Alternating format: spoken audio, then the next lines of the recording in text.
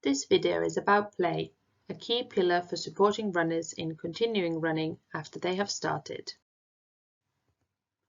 Play is about helping runners find the joy in running, because enjoying running helps people continue with it. The key messages from this pillar are: if people enjoy something, they're more likely to continue, and enjoying the experience of running is important.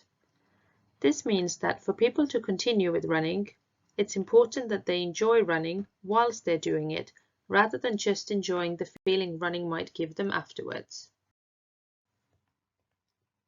It's common that people feel good after they've been for a run. They might feel good once the endorphins kick in, or they might feel a sense of achievement from having been on a run.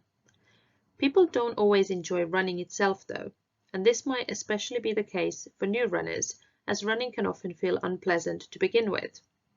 But research has suggested that for people to continue with exercise, such as running, in the long term, it's actually more important to enjoy the running whilst they're doing it.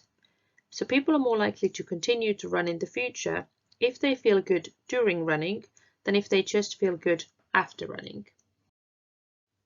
Practical tips on how you can include play in your coaching.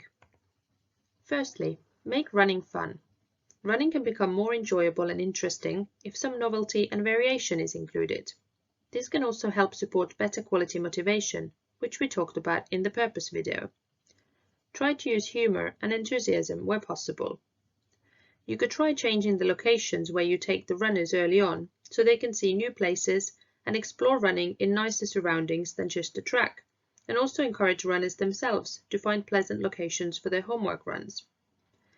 You could try make running more social by including some fun games and activities that involve pairing up or forming a team.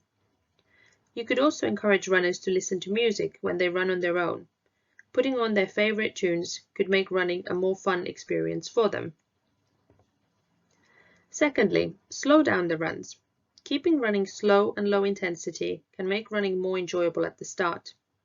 Ending the sessions with a cool down or a light-hearted activity can also create a pleasant memory from the session and support the runners in wanting to come back. Starting out slowly can be especially important for runners who are living with overweight and might find running even harder than others.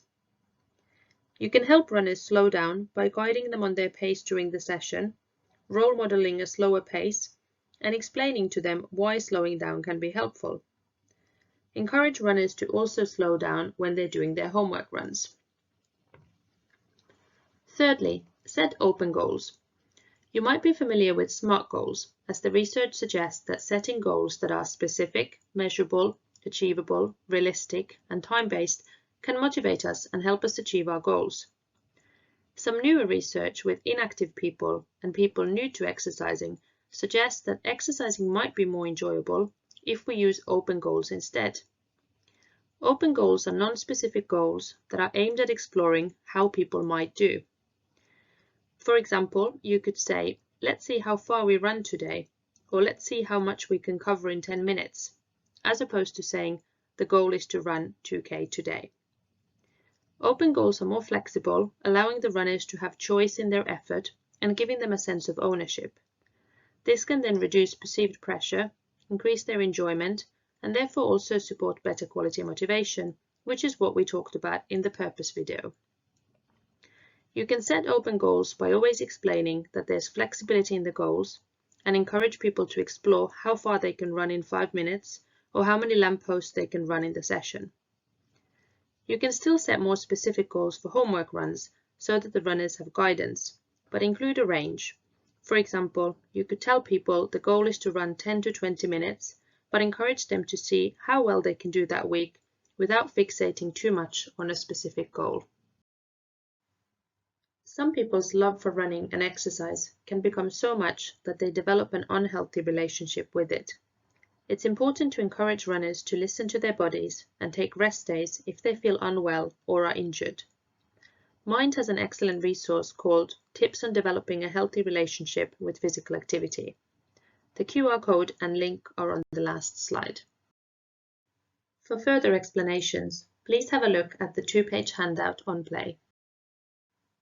Here are also some academic sources that supported this presentation.